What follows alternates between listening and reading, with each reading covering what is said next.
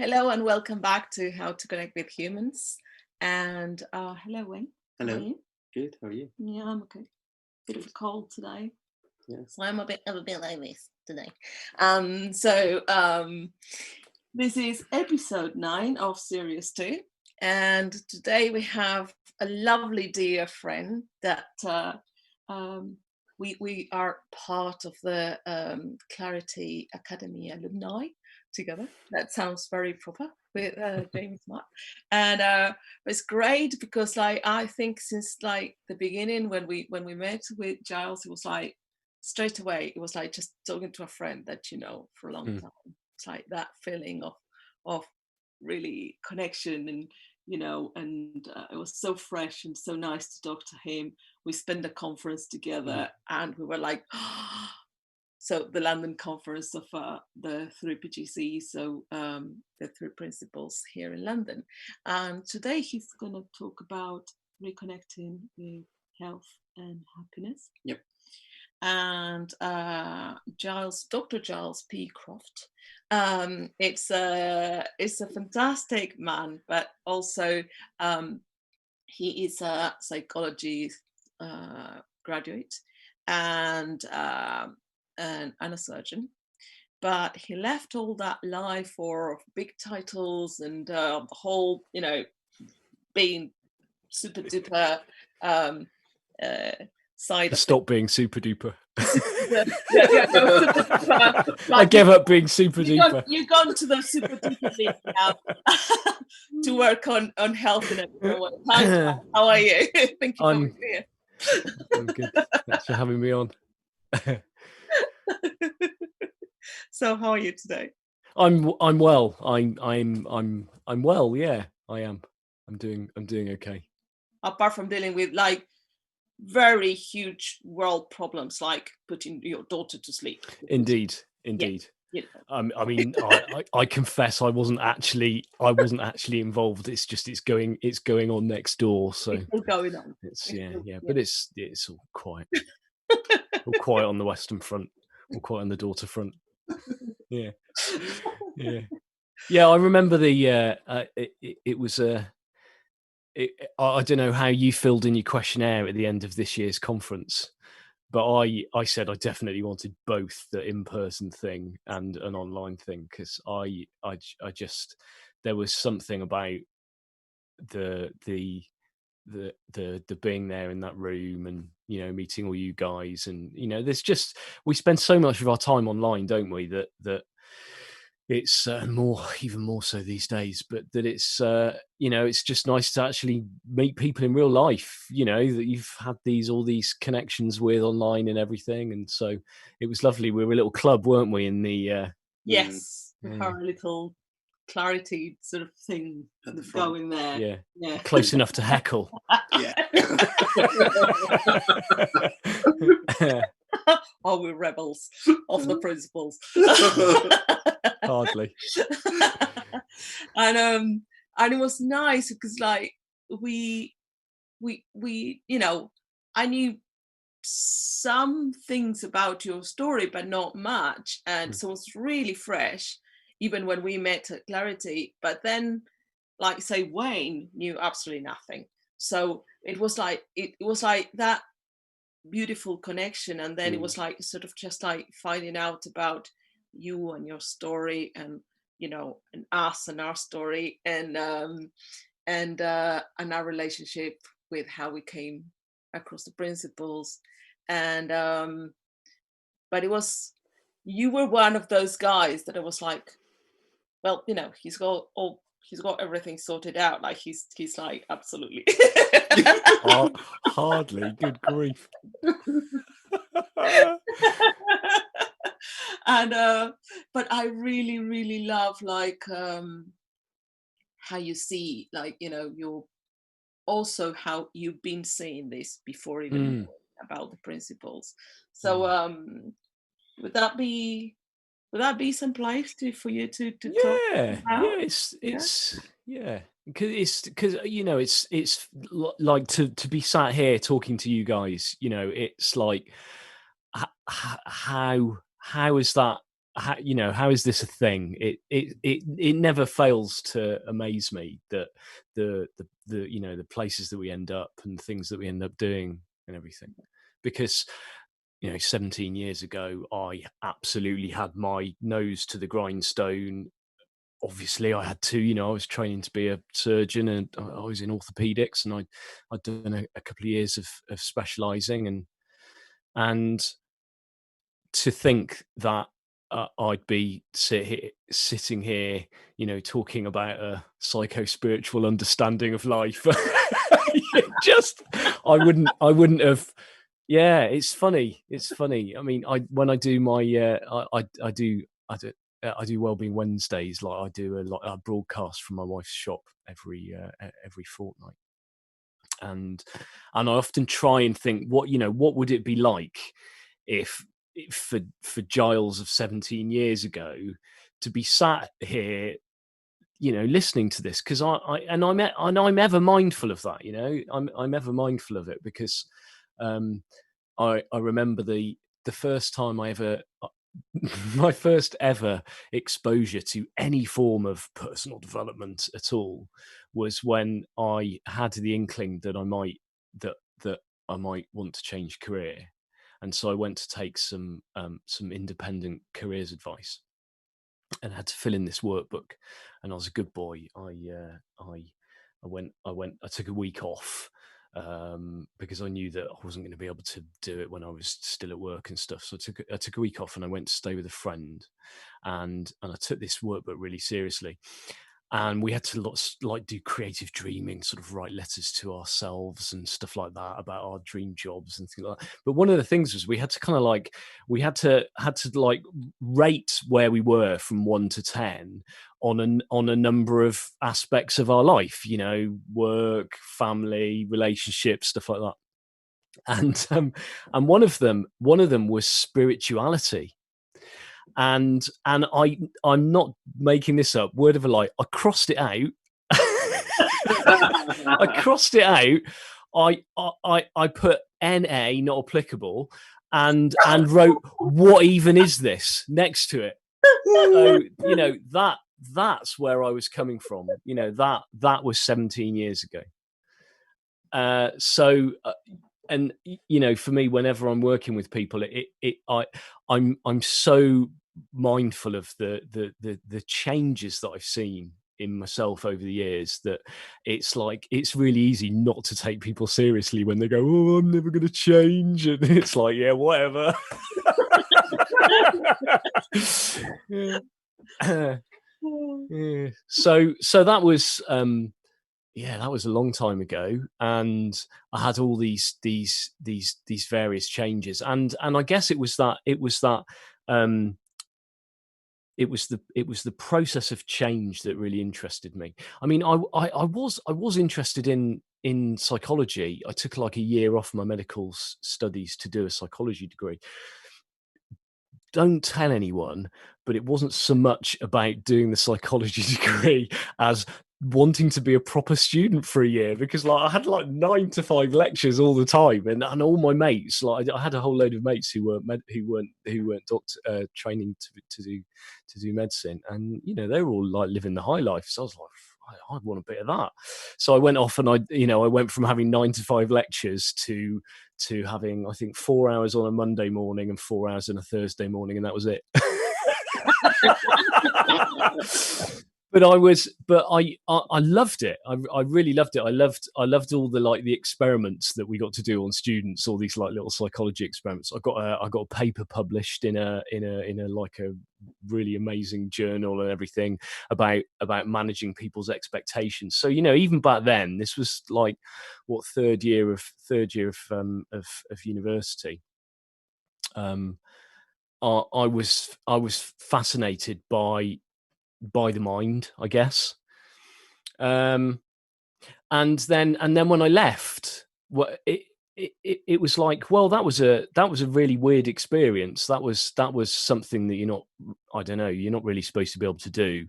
We had this impression that whenever anyone left medicine, that they were instantly, I don't know, homeless, living in a van down by the river or something, because it's like, well, you've left medicine, so you've failed. And then all of a sudden I was that person, and it's like, and I was looking back at medicine thinking, what was I thinking? It's like, it was all right, I suppose, but and so got really interested in that process of change, because like I didn't go from, well, I did go from a job to a job, but I didn't kind of like go looking for a job. I just kind of I followed my nose. I followed my intuition. I suppose it was my first introduction to intuition, wisdom, mind, whatever you want to call it, and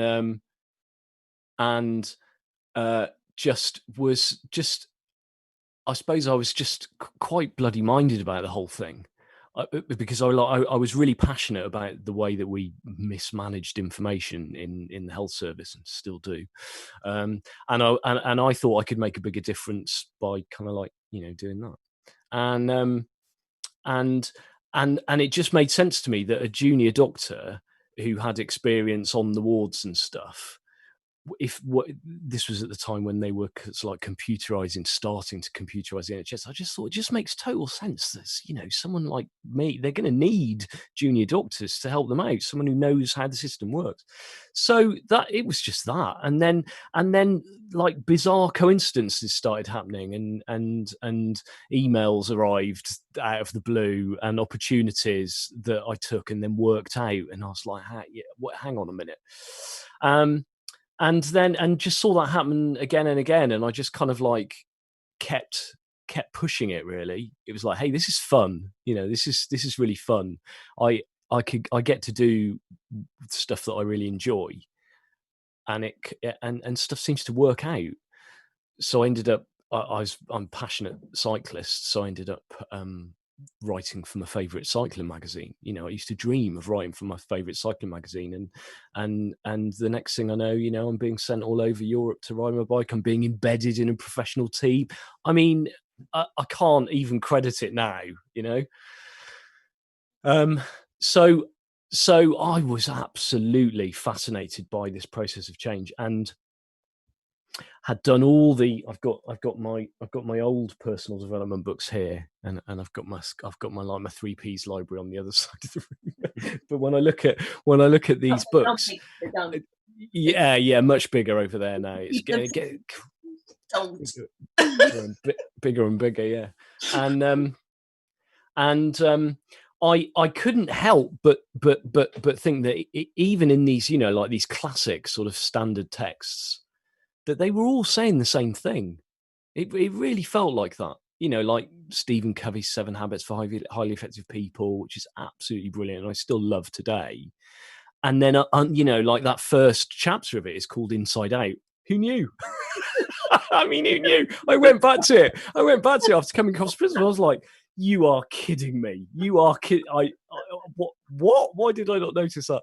And then like there was a chapter in Susan Jeffers' Feel the Fear and Do It Anyway, which is like the last chapter of the book, which I never really got. It was just like, that's a bit too woo-woo for me, that last chapter.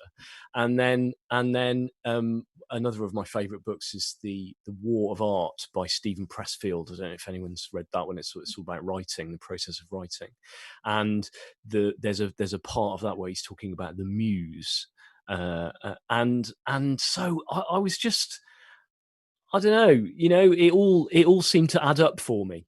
And so when I went to this random conference, and a random bloke who I'd only ever met once before came up to me and said, would you like to speak at a conference about career change?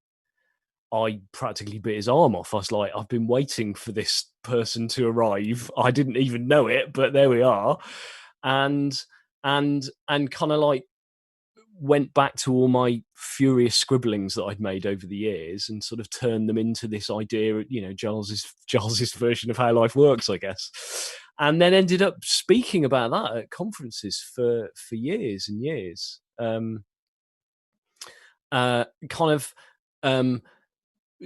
you know, truly being behind it. You know, if somebody had said to me, "Hey, Giles, you know, these 10 principles of career change that you've cooked up, you know, are you just pulling them all over our eyes here?" I'd have been like, "No, no, no. Honestly, you know, I've seen it myself, and you know, my wife opened a shop from, you know, she left her career and opened a shop which for something that she loved, and I've seen friends change career and stuff. So no, I'm totally behind it." And then if they'd said, "Do you know how it works?"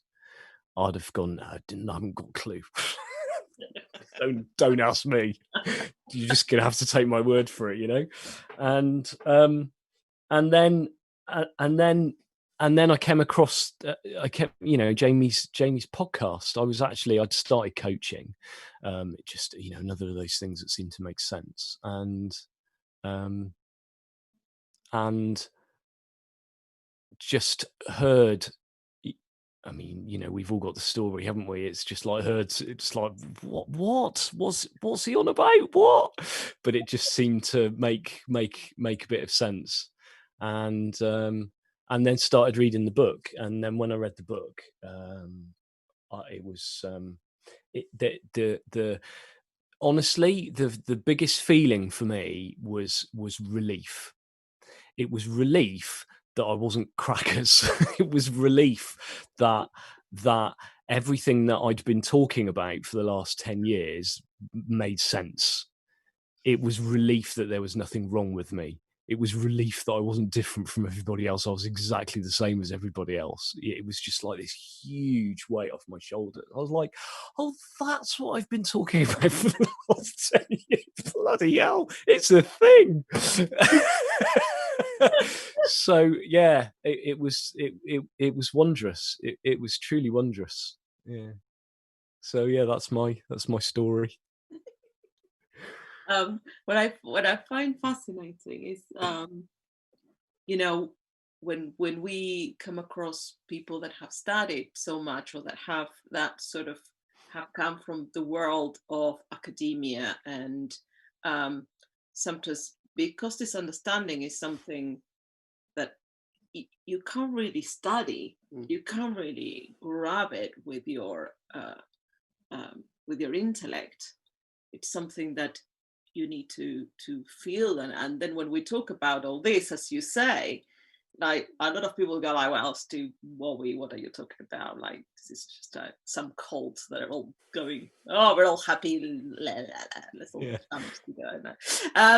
But the thing is, when people like you, Giles, sort of started, you came from a feeling, and then that feeling took form into, oh, that's what I've been seeing way, you know, past. That's why I just went like, no, all this I've been sort of like playing the role that society seemed to say it was that's my understanding that I should be playing, but it didn't feel right to me, so I left it. And then I thought, oh, maybe I just had a breakdown, you know. And or what's happening to me? You just went with your nose, which just went with your feeling. And what I found is great is that for some people that are trying to put this under the microscope, or are trying to sort of find the answers on the intellect side of it, when you talk about these, oh gosh, if the Giles of 17 years ago saw me today talking about what this feeling is from, and I love it, because when you talk in your what you call them, episodes, or My Wellbeing Wednesdays, yeah. yes, I love it, because basically you're surrounded by some of my favorite things, which is like wool and craft stuff, and I think like, this is so great. Like, he's in Disneyland for me with with this, you know, with this thing that he can write things and point out, or just talk about things, and it's like so freeing. And that you just somehow is freeing to see how you just managed to get all that thinking about what you were supposed to do, who you were supposed to be, and just serve people from a different place. and be in this world in a place where you find, I guess, more happiness and you feel more fulfilled. Mm. That's what I guess. Yeah. Yeah, I love what you said when you said about that you felt the relief when you came across this. And when I came across this, I was kind of like, oh, I don't know, it seems a bit too easy, or it seems a bit, is it really that simple? And I think it really hit me when I kind of got out of my own way. When I was trying to kind of intellectualize it, I was just getting stuck. I was just hitting a brick wall with it, weren't I? And I was just kind of, I was getting stuck every 5 minutes. I was just like, I don't understand this. I don't, surely if I know this, it should become easier. And then, as I say, when I got out my own way and kind of dropped everything, it's just kind of flowed. I mean, it's totally a timing thing as well, isn't it? I think I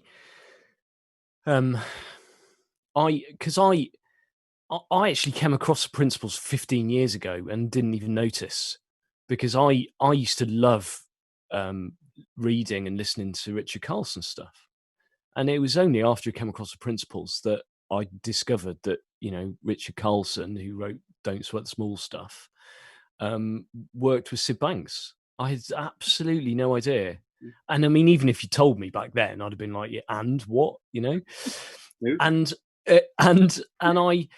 I used to, what I used to love about Richard Carlson. So it was one of many audio tapes, and because it was tapes in those days, and like those huge things from Franklin Covey, where you'd get the massive thing would come through the post, and it had like 25 cassettes in it, and I used to go to Richard Carlson when I felt exhausted, when I felt completely overwhelmed, when I'd kind of like Tony Robbins myself into a corner, and I was, there were more post-it notes on the walls with affirmations than there was actually wallpaper, that kind of thing, and I guess it's wisdom, isn't it? It's like you may be going a little bit too far here, Giles, and it's not. So I'd get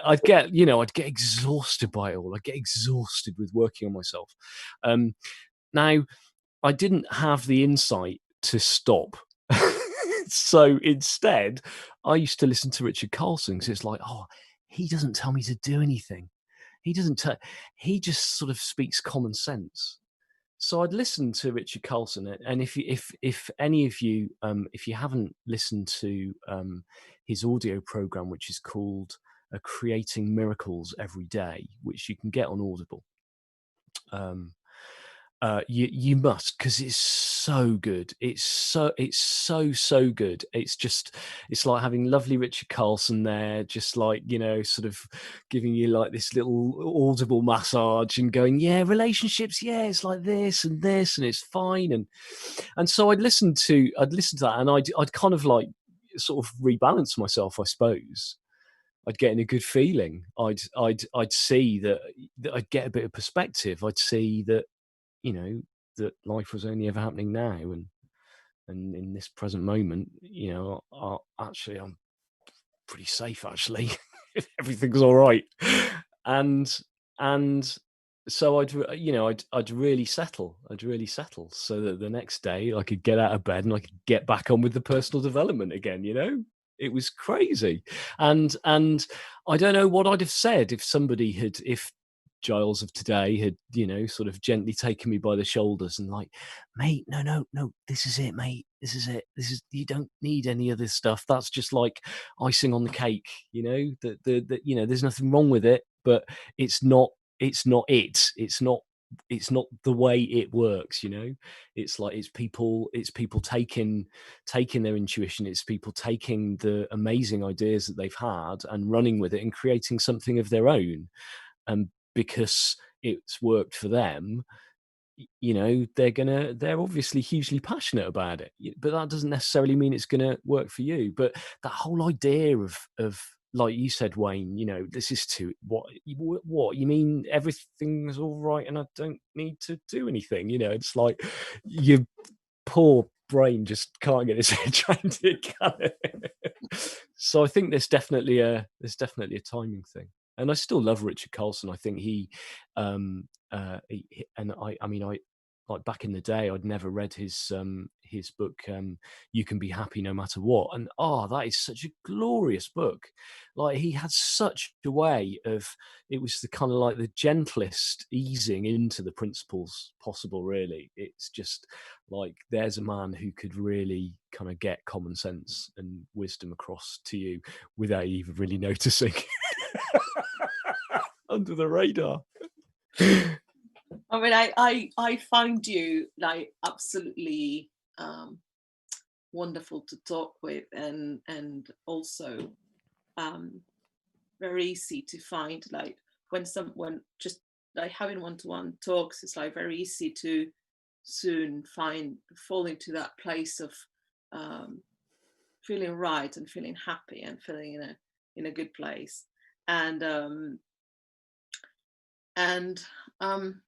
So you were mentioning like being happy no matter what, and I can imagine a lot of people going like, well, that's very easy for you, Giles, or for you, Curly, in a way that you all seem like happy all the time or whatever. That yeah. And, so just hands. And so but you know, we know, and we have been all sort of like taught that if you're serious about your work, especially if you see like, and at the moment all the doctors, the nurses, that have a heavy load with we are still going through COVID, and now in the UK we have another the rate is going up, and so they may go like, yeah, it's easy to say because you haven't done a 14-hour shift like me, and I've seen so much, or it's so I'm so worried about my loved ones, or so that connection between health and happiness, and maybe what I'm pointing at is that there's a lot of thinking about it has to be hard. You have to work yourself to the ground to be serious and important and do your work fine. And you should take everything very seriously in a way, right? So and I know that that there's another way. Yeah. To practice, to help people, to help people bring them back to their mental health and see what that is about. I think that kind of like, having a bit of a laugh. When I was a surgeon, I was always getting into trouble because I was arsing about and having a laugh, but I was always respectful. I took my job very, very seriously, and well, hang on a minute. So let's be careful with our words here. I took my job very, very seriously. Well, I treated my role, the role I had, with respect. Good. Some of the time. Because do you there's a the way I was with patients. I mean, would you rather have if you're confident in your doctor's skills, if they've demonstrated to you that they know what they're doing, that they're honest about their limitations, because I wasn't a consultant. I was, I got up to registrar level, so I could always play I'm not the consultant. I'll ask him or her.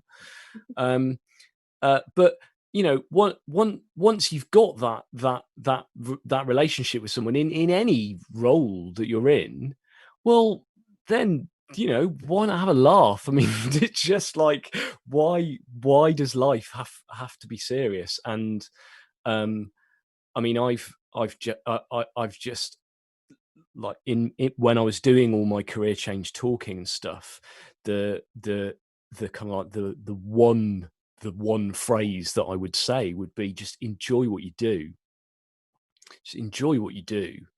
And for me, that kind of encapsulated it all, because I would, whenever it came to making decisions, it would always be, well, what does that feel like? What does that feel like? Oh, and another really good one is what she called Martha Beck. I don't know if you've come across Martha Beck, American life coach. Like, she does the shackles test that so if you're ever up against a difficult decision and you've got like options, you just do the shackles test and you just kind of like imagine going down that route. What does that feel like? Does it feel like shackles on, or does it feel like shackles off? It's such a good way of making decisions. And I just always kind of, that was basically my philosophy. It's like, well, I don't really enjoy doing this, that, and the other, so I'm just gonna. I mean, I'd done enough personal development to know the importance of our thinking. I mean, it hadn't all clicked for me at all about the principles, but I knew enough to know that if I was gonna really focus on a whole load of stuff that I didn't want, that was just kind of like going to grow and grow. So that just seemed like total common sense to me, to not to deny stuff, but just like, how did I used to put it in my talks? It was like, stop focusing on the stuff you don't want and start looking for the stuff that you do want, because it's not there, is it? That's the problem. It's not visible. All the stuff that you don't want, the world of form, the problems, that's all there. We got plenty of evidence for that. Whereas the fresh new stuff that comes through from the no thing, well, you can't see it because it ain't there. So it's like, for me, it's always just been a case of switch your radar on. I used to say, switch your radar on to that. Start looking for the stuff that you do want rather than at the stuff that you don't want. I'm not sure how we got there. What was the question? Oh, having a laugh. So, Yeah, having a laugh. Yeah, have a laugh. Like, just like, yeah. So basically, I think it's like nothing is that serious, sort of thing. Yeah. And we could find all of us having an argument about this and going, no, Giles, but yeah. Like, I've got a prop. Where's my prop? Hang on. whenever I won't go next door and get the t-shirt, but I've got a t-shirt made of this. Okay, this is how strongly I feel about this. I got a t-shirt made. So when people start getting chippy with me like that, I sometimes wear the t-shirt under my shirt, so I do a big dramatic. No, but you don't understand, Giles, because my problem is so serious. You don't get it. Yeah, absolutely. Yeah. So there's all this terrible stuff going on, and 100% of your experience of that comes from thought in the moment. It's just like, you can't get away from it. You can't get away from it. Whatever is going on, 100% of our experience of it is coming from thought in the moment. So, and I don't know the answers. I don't know the answers when I'm working with clients and stuff. I don't know what's best for them. But the more that they can see, as far as I can tell in the work I've done and seeing it with others and stuff, the more that they can see where their experience is coming from, well, things just start to make a bit more sense. And we can take it less seriously because we've got the evidence there right under our noses. It's, in that moment, this terrible thing is a terrible thing. And in another moment, like, either my mind is just on something else and it literally ceases to exist for me, it's just not in consciousness, or I'm in a much better mood.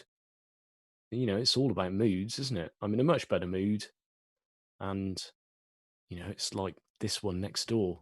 Some days, dad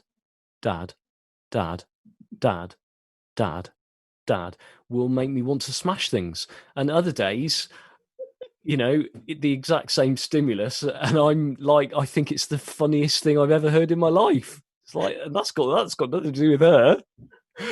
Everything to do with where my thinking's at in that moment. And just seeing that is so liberating. It's so liberating. So yeah, that's what I do with the chippy people. And I do get a bit, I was a surgeon, so I do get a bit, you know, I do get a bit strict with people from time to time. Was it when people used to walk out with 3 legs, for example, after your surgery or something? Yeah, look, yeah, and 100% of your experience you of have that, an extra leg, so be thankful. Okay. So it's not. It's not. I mean, it's an easy one to kind of like for the kind of the whole reframing thing, because you know I read a whole load of books about reframing, and again, you know, coming back to what Wayne said about you know, it can't possibly be that easy. Like to just to really deeply know that you don't actually have to reframe anything. That it's not, you know, it's not your job. That's the thing, you know. Like when I'm working with people, it comes up pretty quickly in our conversations. It usually comes up. It's like, can't help but think that you've made that your job. Did you know it's not your job? And you know, sometimes that's enough for people to hear. It's like, no, honestly, I'm not making this stuff up. It's not your job. It's not your job to make, you know, to make yourself feel better or to think differently. It's just like, stop trying. So I hope this brings a lot of hope to people that there's nothing to do, people. Right. Anyway, so I would like to hear any ands or any as wells or anything buts or anything me toos. And so shall we open this up? And so we're going to mute everybody first, and then if you want to ask a question, you can raise your hand or you can just unmute yourself. So feel free either to share or to ask. You can ask the question. Maybe it's referred to something about health. You may have any health conditions or anything that a loved one has. And you know, but this one, Giles, is, you know, this one is the exception to the rule, and because Giles knows so much, but there's nothing to do, he'll have the answer. Agree. No. Yeah. He came well prepared. So yeah, loads of notes. You told me to. But you have to be very well prepared for this conversation. This is a very serious. It's very serious, you know. So, would you like to ask something?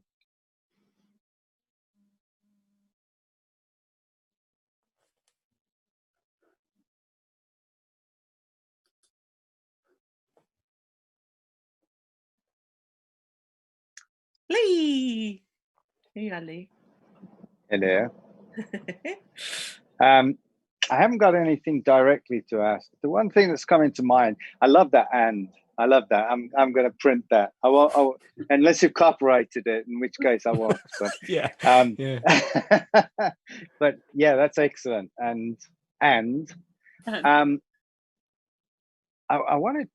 I guess what's coming to mind is I've gone through that. You know, the Keith Blevins, he says about the single paradigm. So it's basically, as you said, it's you're living in the feeling of you thinking 100%. There's thought in the moment 100%, and so does that mean then that there is absolutely 100% no influence on what you're thinking?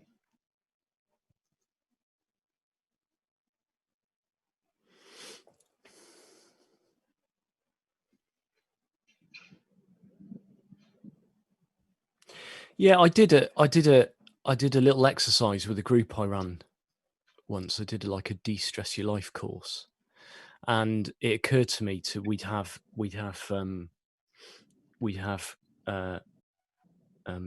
situation. I wrote these words on little cards. We had situation, and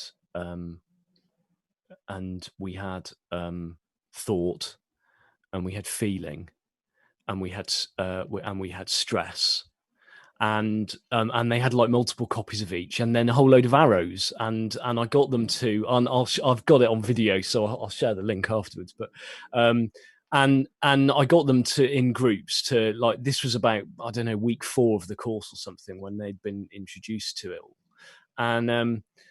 and so, you know, preparing very seriously, Carolina, like I do, the night before, I thought, well, let's see how this works. Let's chop up the bits and let's do it for myself. And I sent them away, and I said, right, so what I want you to do is I want you to do it in the way that it looks like it works. So kind of like do it outside in. And then we'll have a go at doing it inside out. You know, put these things together with arrows about situation, stress, thoughts, feelings, and let's do that. And it was hilarious. People came up with all some really convoluted ones, and then when it came to doing the way it actually works, I had two, like, there were two things that I knew for sure. One of them was that thought and feeling were the same thing. Like, I didn't even need an arrow or anything for that. So thought and feeling were going to go together. So then all I had left was a bunch of arrows, and situation, and stress. And I knew, the other thing that I knew was that there's no such thing as a stressful situation. Like, a situation doesn't inherently hold meaning. It can't. Like, it's just not physically possible in this universe. You know, this computer screen doesn't hold meaning. The words that somebody, like the sounds going into my ears, that's just sound waves. That's just fluctuations in air density going into my ears. There's no, as far as I can tell, no one's discovered yet that those hold meaning. Okay, so for me, that's where that real 100% thing comes in, because it's like, well, just like from a basic neuro perspective, it's all just sensations coming into our body. It's, you know, it's light waves, and it's sound waves, and those just don't hold meaning. So I was trying to do this thing. So I was like, okay, so I've got thought, feeling on one side, and I've got situation on the other. Now, and it can't be a stress. So where the hell do I put the stress? And so I put I was like, oh, it must be situation with an arrow, stressful thought, feeling. And then I looked at it, I was like, no, that's exactly the same, isn't it? Because that's like saying, well, there's a situation that occurs, and because that situation occurs, therefore, stressful thought, feeling. And that's outside in as well. And in the end, I just had to chuck the stress in the bin, because it's like, it's an illusion. It's not a thing. We're either in the flow of life, we're either in the moment, in reality as it is, we're getting that kind of like that pure feed of thought perception. We're experiencing the world as in as raw a sense as we possibly can, but it's all been like cooked up somewhere. Who knows if it's even in our heads? There's some brain activity that goes on with it. So we're either in that place, and conversations like these are the last things on our mind because we're busy cooking or writing or walking or enjoying the scenery or making love or having a conversation with somebody, and we've got nothing on our minds. Or we're not. And it's only then that arrows start appearing and stress on a card starts appearing. So for me, it's you know, it's binary. We're either in the flow of life and we're not questioning things, or we're not.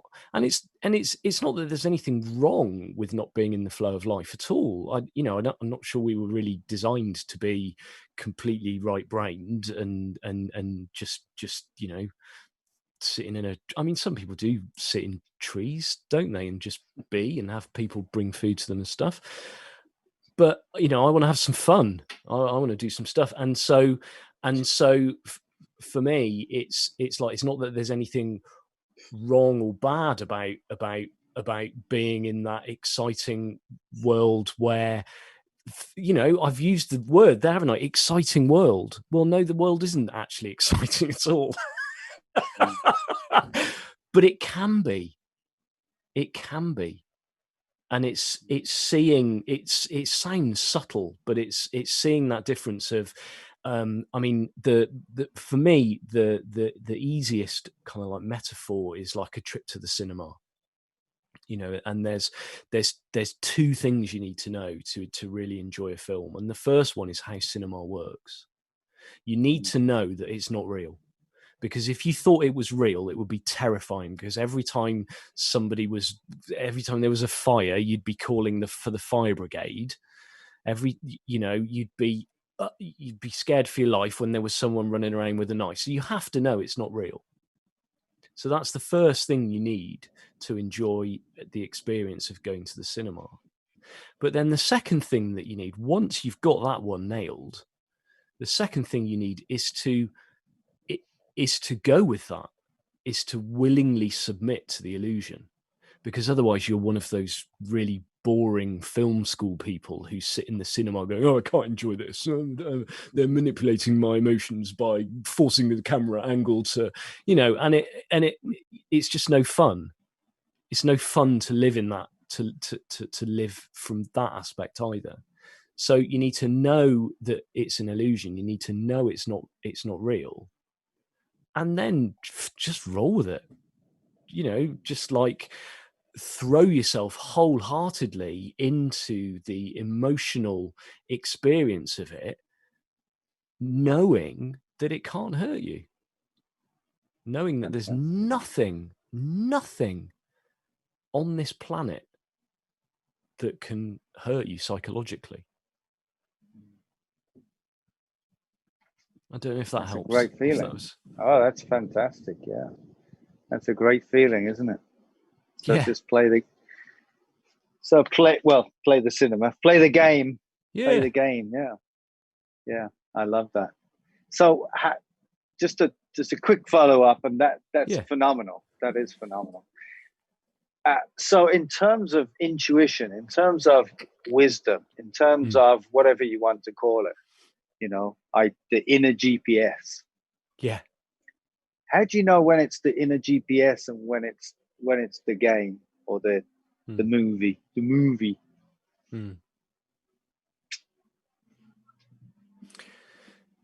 I think if you find yourself questioning it, it's the game, it's the movie. Because very simple. Just the like the big, you know, for me, my way into this was all these different career changes I went through, and there'd always be this this period of just like not knowing. So when I left medicine and I ended up in that health information job, there was a time when I didn't know that was even going to happen. I didn't even know that there was a health information job. I didn't even know that there really was the career, even though it's not a career, of health informatics. So there was a period of not knowing, and I could have tried to kind of like force things, and but when something's come along, like the guy who offered me to speak at the conference, for instance. So that's actually a good one, because for ages I'd had all of these. I'd been making notes. I've been making notes on all of the personal development books I read. I'd be driving in the car, listening to something, one of my cassettes on audio, and I'd have a little I'd have a little dictaphone, and oh, would you believe I found, now do I dare like leave you guys a link to a little audio clip of me from 15 years ago on a dictaphone. I found one of these dictaphones the other day. It's okay, right, so what he's saying is, and I'm having these insights, and just I with no idea why I was noting things down, and like my hard drive was just filling up with folders and files and stuff of ideas that I'd had, but it was mostly audio. Like I had just like all these different audio files, and I started to categorize them, and I tried to do I knew that was wisdom speaking to me. It's like, this stuff's important, these insights that I've had around how career change works and how life works, that I'm not just taking notes from a book. This is like having listened to 20 different audio cassettes from different people and putting the pieces of the puzzle together. It's like, oh God, yeah, that, pull over to the side of the road, right, Giles, this is a really important one. And so I had all of this stuff, and there were a few times when I tried to do something with that. I was like, well, should I try and write it into a book or something? And then the woman who I'd gone to for independent careers advice, who I got on really well with, and she ended up coming to our wedding. I tried to work with her once. It was like, can we do something together? We get on really well, and can we? And it never worked out. And yet, when that man turned up at that at that conference, and I was like, what are you doing here? You're not even really in the world of health informatics. He's like, yeah, I know, it's weird. It's like, I had a phone call last night from a mate who was supposed to be coming, and the tickets are really expensive, and he's ill, and you can't get a refund. So he just phoned me up from his deathbed and said, do you want to go to this conference? And I'm like, what's it about? And he's like, it's about SNOMED clinical terms. It's about a medical terminology. And I'm like, well, I don't know anything about that. Maybe I should just go. So he went, and he didn't know I was going to be there. And I'd met him once before. Once. He was like, Giles, man, what are you doing here? I'm like, Andy, what are you doing here? And bit of chitter chatter. And he's like, yeah, it's funny that you're here, but I've got this friend who's running a conference about alternative careers for doctors, and they're looking for speakers.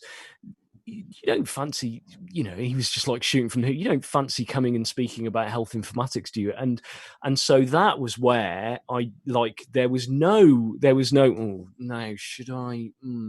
It was like, I was like, yeah, I don't want to speak about health informatics. He's like, oh, what do you want to speak about? I was like, I want to speak. I want to speak about the process of career change. And he said, well, what do you mean? I was like, I've got no idea. I've got no idea. But I've got all this stuff on these dictaphones, and I think this is the outlet for it. And so, that was quite possibly the most shackles off moment of my entire life, because that was a no-brainer. Now, they don't always come like with such a massive punch to the head. Sometimes it's as simple as, oh, I'm a bit thirsty, I'm going to go and get a glass of water. But it's the same thing. It's a knowing. There's no real debate. The debate is our left hemisphere, our left brain, our narrator, trying to make sense of the world, getting in on the action, and like, oh no, but yeah. And so that's where the debate comes from, is just a bunch of useless left brain activity. And that's so cool. For me, it was just like I think this is why I fell so hard into the principles when I came across them, because I'd been kind of like gathering my own evidence as the years went by. It's like, we talk about experiential learning. And for me, I'd already been like pushing really hard at the way life worked. It's like, no, I don't think, no, I'm determined that I want to do things my way. And then just kept seeing it work out. And so I think the you know, the more that we sort of behave in a way that is congruent with what we might intellectually know. Oh, so life works 100% in inside out, and I'm only ever feeling my thinking. Well, that's not really clicked for me. I kind of like have it on this intellectual level. Well, if I did have a deeply embodied understanding of it, what would I do in that situation? Well, if I really knew that this chatter in my head was a load of bollocks and I could ignore it, well, I guess I'd ignore it and just do the thing anyway. And then we do, and it works out, in a way that's like way beyond what we could have expected with our tiny little minds. And it's like, oh, and that's for me. You know, I'm not saying that there's a doing to this, but that's kind of like some of the experiences that I've had around insights have very much been a kind of like just acting in a way that made sense with what I'd read, and then it's like, oh yeah, there's my evidence, kind of thing. Right. That's fantastic. Yeah. Thanks for that. No, you're welcome. Thank you, Lee. Lee always brings an absolutely brilliant sharing questions, and I'm the questioner. For you, keep on questioning. And because you are way into the principles, like you have this understanding, and it's so nice to hear from this sharing and questions like that we all still have. Yeah, we're all still always finding something new, and it's nice to hear that it say like, yeah, me too, Lee, exactly, yeah, me too. Sometimes it really looks like, should I go this way, should I go that way? They both seem questionable, don't they? Yeah. They don't come like that feels right here. Yeah. And I was thinking today, so today my daughter was saying tomorrow she has a maths test, sort of baseline to know where they are at A levels. And but the thing is, this exam goes in a way that we have too many questions to be able to solve in the amount of time we have. So the problem is, I like to do them and check them and be thorough with them. So sometimes I don't do as many as other people. And now that you were talking about this, I was thinking, one of the things we like to do is have the answer to every question, because then I know that this and this equals that, and then I can come down. What we don't find very easy is to go this plus that, and that, and whatever, and just stay with the equation. We need to add meaning. So what does this mean? If this happened, if I have the relationship, the connection I had with that person, well, that for sure that means something. We have to do something with that. If I have all these, accumulation of material, for sure this has to be turning to something, or, and being on that part of the equation without having the equals place is the most important part of the equation. And the fact that my daughter knows that is knowing how it works, that she's been given tons of things to solve in a time that is not real. That is great.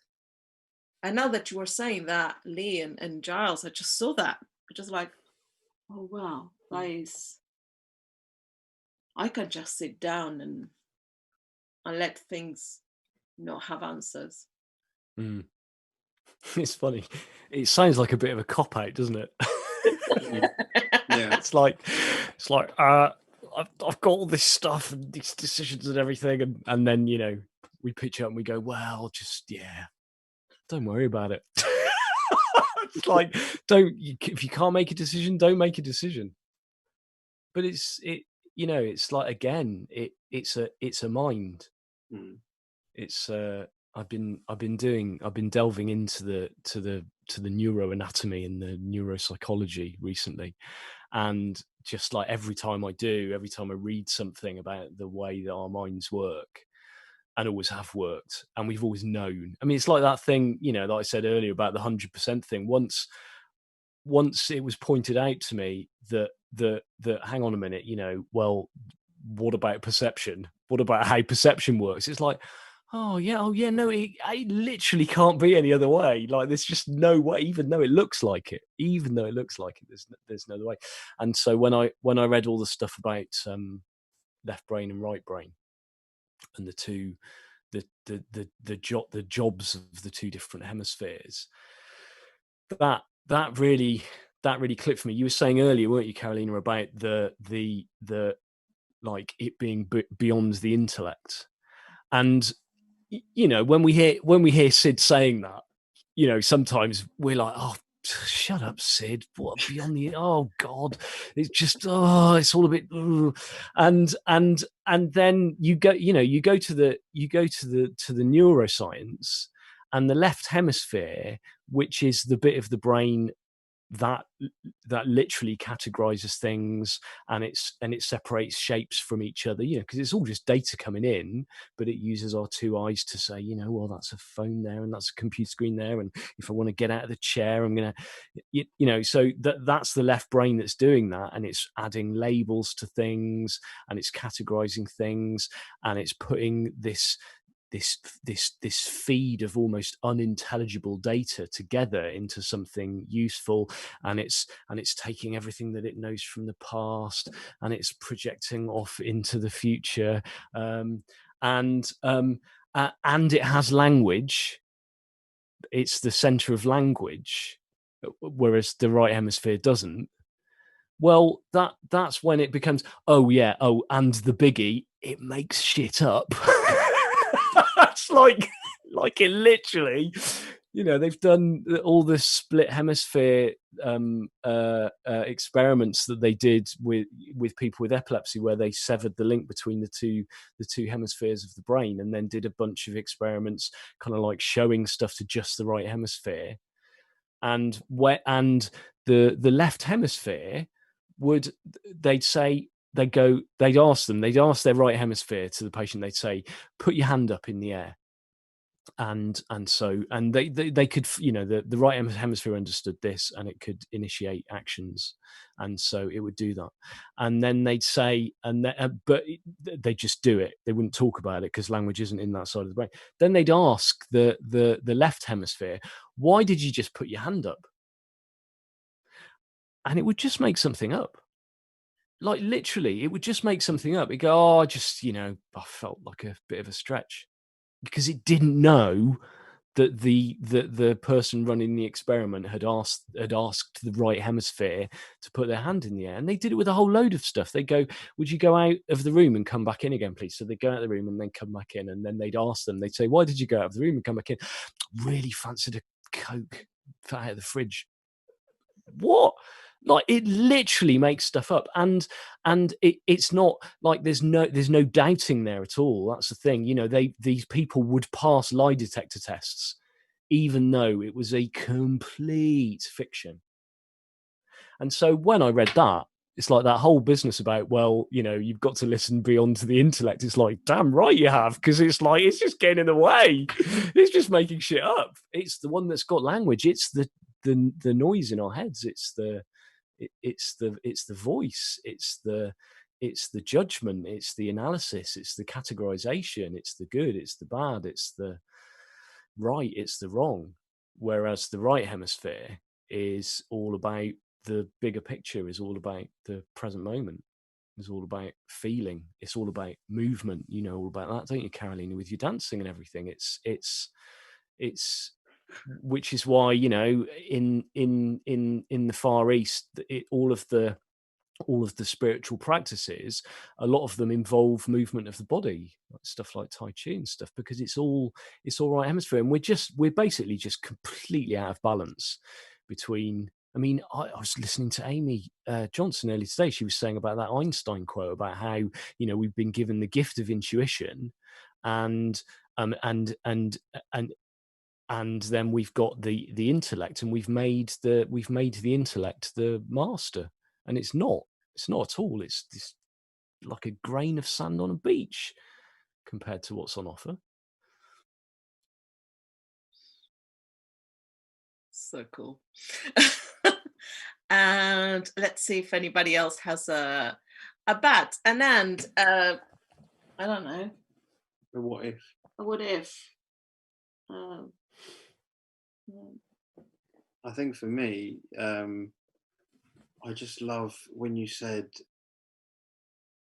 well, what I heard was just the fact that it's all okay. It's nothing is gonna go wrong. Because at the moment I'm thinking of changing careers, and there's kind of a little doubt in my head that's going, oh, should I not, should I wait, should I do this? And I'm just like, what I've heard tonight is, well, you're not going to know. And it's not necessarily changing careers, it's doing a training course. What's that?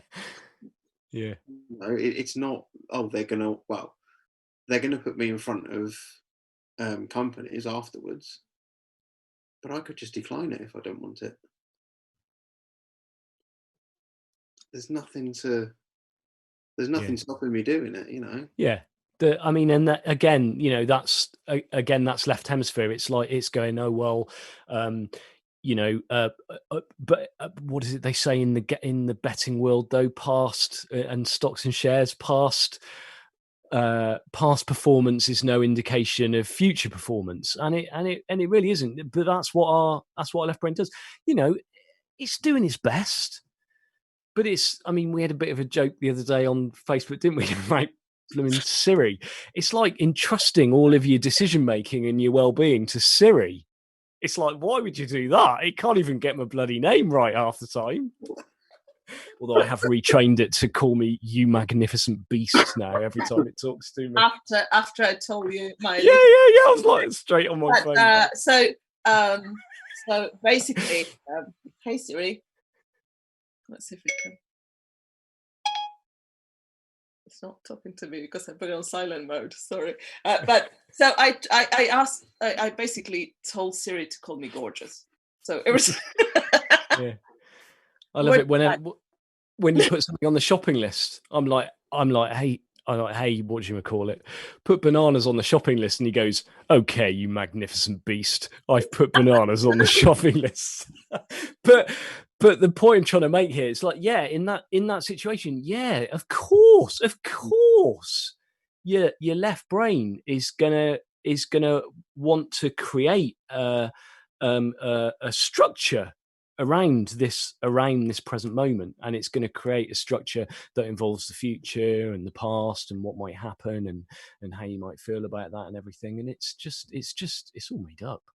It's all made up. And the other thing is like that whole sort of, well, you know, there's no such thing as a wrong decision. I mean, you know, I've been coaching for a couple of years now.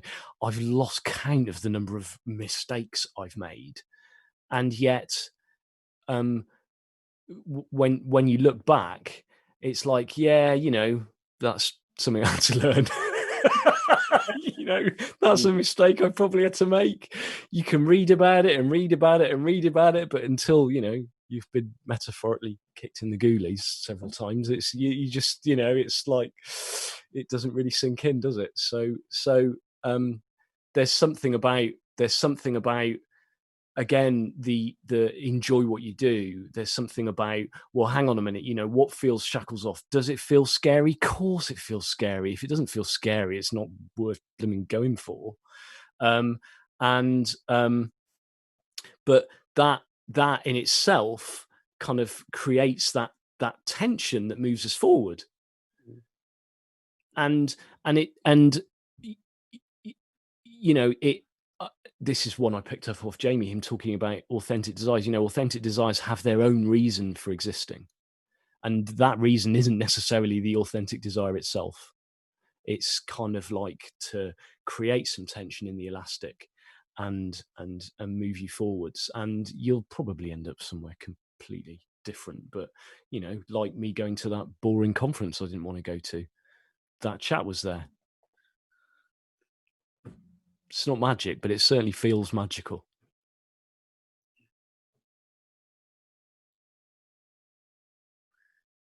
Let's see. So,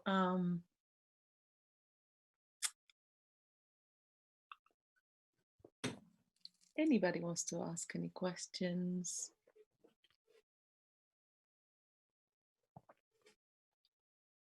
Come on, Michelle. I know you want to.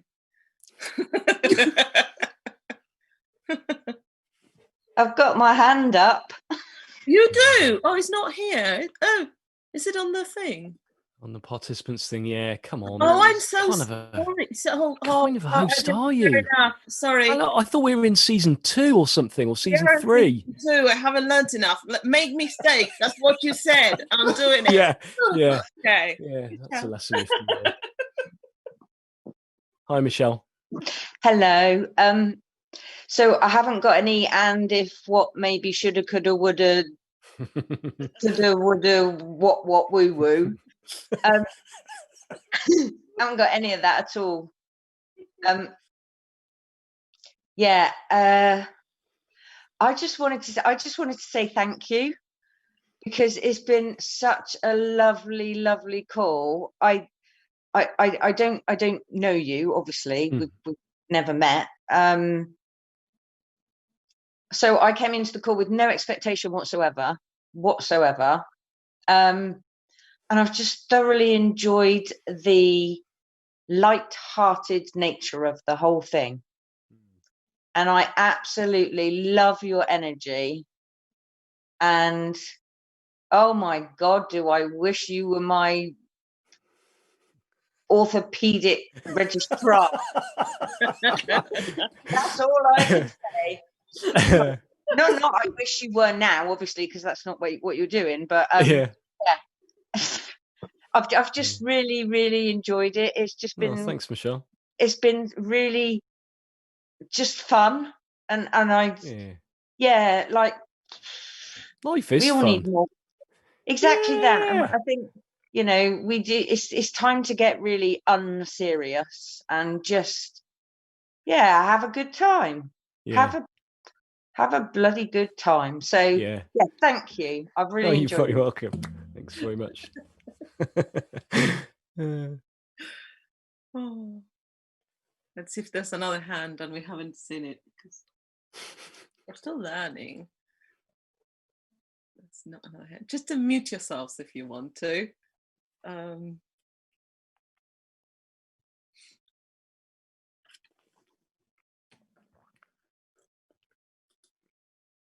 It's all very welcome. Can I just ask? It's completely off topic, but are you from Birmingham originally? No, Gloucester. Oh, Gloucester. I got that completely wrong. Okay. Well, I don't know. It's not that far away. It's not that far away. All right. Yeah, I've still got a little bit of a twang. If I say how now brown cow, my slight Gloucester accent. The W's there. Yeah. We won't get into that though, Giles. Thanks. Damn it! I was hoping that wouldn't come out. I'm obviously very sensitive about it. It's really hard to understand me once I've had a week end up in Birmingham. Yeah. Don't you? Yeah. Even if you're in a call with it's even when you're on the phone, isn't it? Yeah. Like my mum, my dad, both from Yorkshire, and whenever my mum used to get on the phone to her sister, to her twin sister, it's like I could barely even understand what she was saying. And isn't it great what we make about all that stuff? Because like if I find somebody that speaks Spanish, that automatically it makes them good and lovely and approachable, and of course they have to be they speak Spanish in the middle of an airport. anywhere. Like we drink a particular tea in Argentina and Uruguay and Brazil is called mate. Yeah. Mate, and it comes like in a pot with a metal straw. It looks like weed, is not. And and you see somebody drinking that anywhere. We got into the airport. Was it Gatwick or Heathrow? I think it was Gatwick. We were going to Turkey, and we walked through security and everything like that, and we were literally walking through to like the gates and duty free and everything like that. And literally, I just heard Carolina start speaking Spanish, and I was like, "What? What?" And literally, she can have a conversation with anyone, anywhere. Yeah. And I'm just like, how do you know? But this was, I look at them, it was a couple, I look at them and I went, Argentinos? So are you Argentinian? And like, yeah. So 2 seconds later, they're offering me, because we share this. Imagine now with COVID going around. You know, like, so you put water and hot water and you pass it around. And so I didn't know them. And they just go, but this is natural for us. So they put hot water in the middle of the airport and they just offer these to me while I'm drinking their own metal straw from. And we're talking. So that already made us familiar, because for me, I made up that anybody that's drinking mate and speaks Spanish or drinks mate for that, you know, it's already somebody that is familiar to me. And I remember like I came here like 20 years ago, and oh my God, I found the British so polite and so lovely. And Argentina is like a mix of Italians and Spanish people, and we are all very loud and, you know, eccentric, and you know, we're always on each other's business and not very respectful for certain things. And then I went on honeymoon with my ex-husband to New York. And then suddenly, coming from a world where you step on somebody's foot and they say sorry to you, I was in a world of finding New Yorkers like really, you know, they just like bump onto you and you're like, but honestly, like what's happened? You know, the world's changed. We get on the lift and the guy on the lift has an English accent. And I go, oh my God, you're British. Thank God. So suddenly in my, you know, the guy in the lift could have been, you know, could have murdered somebody before, but we both had an English accent. So it's nice to see how we make all these stories about who, they're from Birmingham, they can't be a bad person by any means, or because they're from Birmingham for sure, like, you know, watch your wallet. Wow. Oh my God. Hey, it's all coming out now. I love that we got that one on the recording. No, that hurts. And that was the I made it up, and that was the end of How to Connect with Humans. Never said the wrong thing. Look, he's got all red. That's wow. Yeah. That's how much meaning words have, and, you know. Ooh. It is. There you go. I mean, it's amazing. It's just like the whole. I'm just endlessly fascinated by it. That it's so, you know, it's so visceral. It's so visceral, and you know, we've not talked much about health, but the physical stuff that lies downstream of thought. You know, I mean, I never know, working with someone, they say, well, how much of this do you think is, you know, is my thinking? It's like, well, how the hell should I know? All I know is that it's kind of like that sort of leveling the playing field at the beginning. It's like, well, let's find out, you know, there's really only one way to find out. And that's to get this bit quietened down. And then we'll see. But we were talking earlier about Bill's course, weren't we, Dr. Pettit? That's what I really saw when I when I did his course, yeah, was all of the physical stuff. So I mean, it's, you know, feels like a real biggie for me. I stood up, didn't I, at the end of the conference that time with my I'm a bit nervous here, and I honestly, you know, I see the principles as the future of medicine. You know, we've got just in a very, very, very practical sense.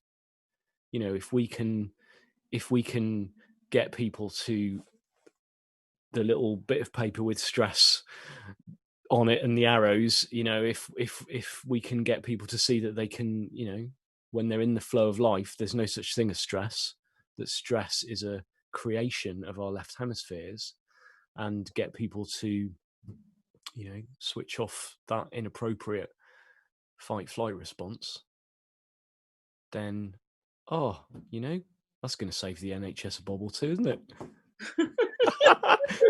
Can anybody get me a meeting with the health secretary? I'm sure the right person will watch this video. Yeah. And please, if you're doing that, we are in too. Well, we all want to, don't we? That's the thing, you know. It's a funny old game. We do our best. Do what makes sense. See where it takes us. Yeah. So, I don't know if anybody has any final questions or thoughts or oh yes, Denise. Hello. I just want to say I've so enjoyed this talk with yourself and you, Giles.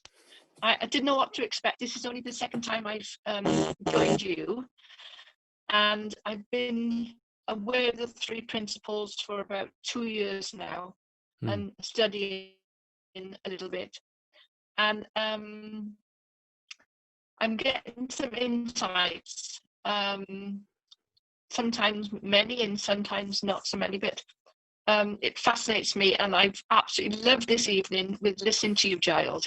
I'm full of gratitude at this moment, yes. And I know I'm going to play it back and back and back a few times, yes. Wonderful. Thank you very much, Denise. Thank you. It's very lovely for you to say. Thank you, Denise. Thank you so much. Anybody else? Before Giles finds out if his daughter has actually gone to sleep or not. Or if you have another question, unmute yourself. Go. Or can you unmute yourself? Yeah. I'm done. So it wasn't a question, it was a request, really. All right. To see if Dr. Giles could come back. Because I think it would be really, really good to like delve a little bit deeper into the health side of things. And I don't mean mental health. Like with the 3 principles, one thing that I've seen quite a lot is that you know, mental health is talked about in a much greater degree than physical health. And obviously the 2 are hugely, well, they're just connected at the end of the day. So yeah, it would be, yeah, so I'm putting a suggestion forward that you come back and we have a little more talk about the physical side of things, because I'm doing the Dr. Pettit course as well, the one cause, one cure. Yeah. So I didn't mention this to you, Carolina, but I'm doing the mind-body connection as a self-study, and then there's quite a few of us, I think, starting next week with the, you know, the mental health side of things. So yeah, it would just be really good to, yeah, I guess enlarge upon the physical health side of things. It would be really good to hear some more about that in your own inimitable, jocular, light-hearted way. Now, you know, I'm happy to, and I wonder if you might notice, because like Bill does this too. You know, like this is a whole course about it. Now, when I'm working with somebody with physical stuff, like I say, I haven't got a clue. I haven't got a clue what proportion is due to this and what proportion is due to that, and I'm not an endocrinologist, and I'm not a cardiologist. So the thing about going into the details of the physical stuff, and I think this might be why people in the principles community don't really go into the physical stuff really all that much, is because it is very much downstream. It's kind of like it's the visible manifestation of something a bit further down the line. So if I'm working with somebody who's got, you know, physical issues that they want to tackle, that's the last bloody thing I'm going to go talking about with them, because that's kind of like, and if they, I think it's useful for us to kind of like get straight with ourselves, how thought and some of the physical stuff is connected. I think that's helpful. And I usually send, we were talking before, weren't we, Carolina, about the homework that you're gonna have, and you'll all have this. I mean, get hold of the book Why Zebras Don't Get Ulcers. Okay. Because it's basically, now it's not a 3 principles book like Sapolsky, the chap who wrote it, but it's all about the stress response and what the stress response does. I'm not an expert in that. I'm not an expert in anything, but I'm an expert in big me, and so yeah, I mean, I'd happily do it, but I'll be honest with you, I'd have a cheat sheet, and I would have to prepare for it, and I'd be like thumbing through the book, going, well, that works kind of like this, I guess. So does that make sense? Yeah, it makes sense, and I guess my answer to that would be, well, don't come back then. Brilliant. That's just saved me an hour and a half on a Wednesday evening. Thanks, Michelle. Well, you've been here like and all the preparation time as well. So yeah, good grief, yeah. all the Where do I send my invoice, Carolina? Yeah, because the second one, it's not just Birmingham first people. one is for free. The second one they charge you for it. So Michelle starts making a little bit of a, you know, let's all chip in. So yeah, it's not that I make light of it, and it's not that it's not important. It's just that for me, it's like that connection, the connection between our fight flight response and physical manifestations. That's not my job. That's, you know, there are books and books that have been written about that, and I'm aware of those books, and I tend to send people away to read about those books, or because, you know, physical symptoms being what they are, usually we can work through a particular chapter together. And, you know, I've got a medical background, so I understand the terminology and stuff, and I can help out that way. But for me, a lot of the time is that's what's keeping the symptoms in place. Yeah, that's what's keeping the symptoms in place, is that and you'll notice that there are a lot of questions on Bill's course, if you've not done it before, that come out like that, and he'll, you know, he'll sort of do his best to sort of steer people a bit upstream. That's all.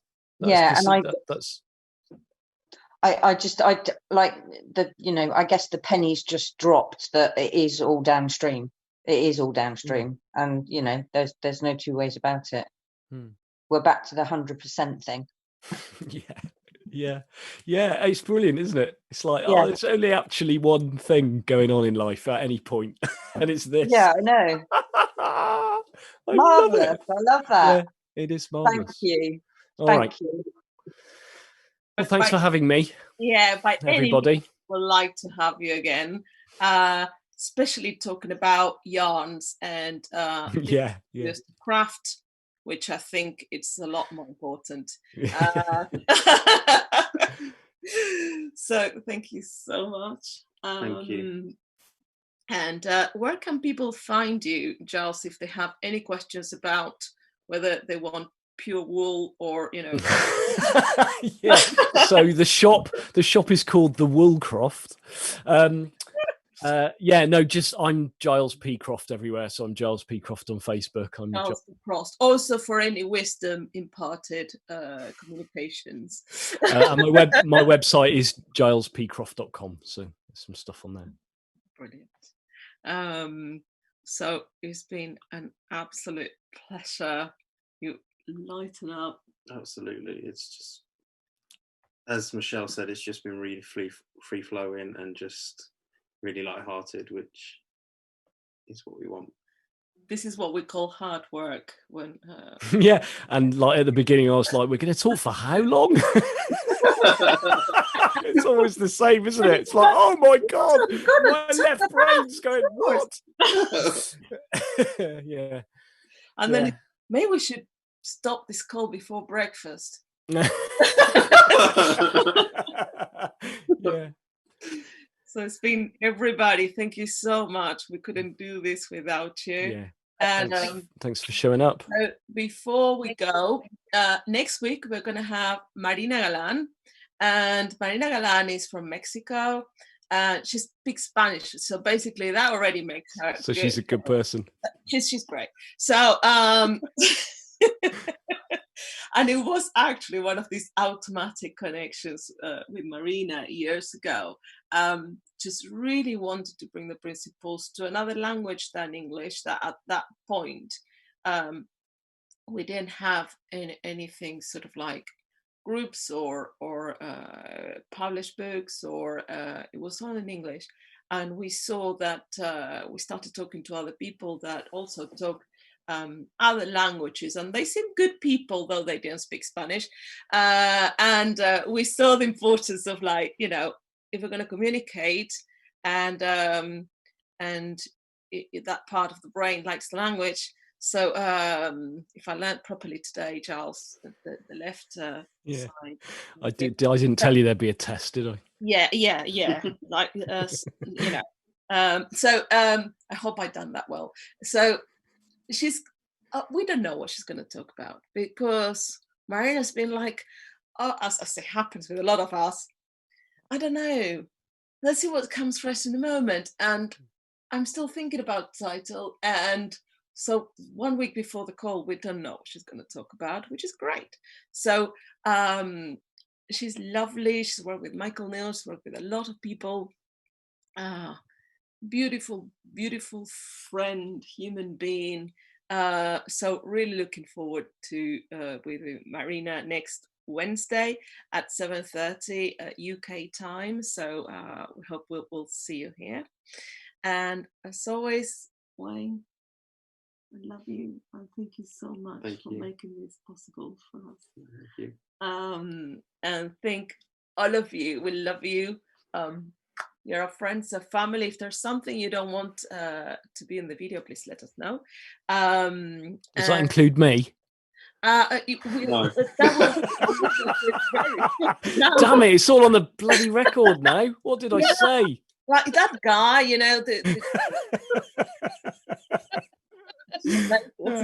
we don't want him on the video. Can you edit that? So it will be great. Anyway, so Giles, feel free to come back to talk about anything you want to talk about. And Michelle, it's part of the knitting fabric of this how to connect with humans. So until next time, and thank you so much to everybody. Thank you. To you all. Thank Take you. care. Bye-bye.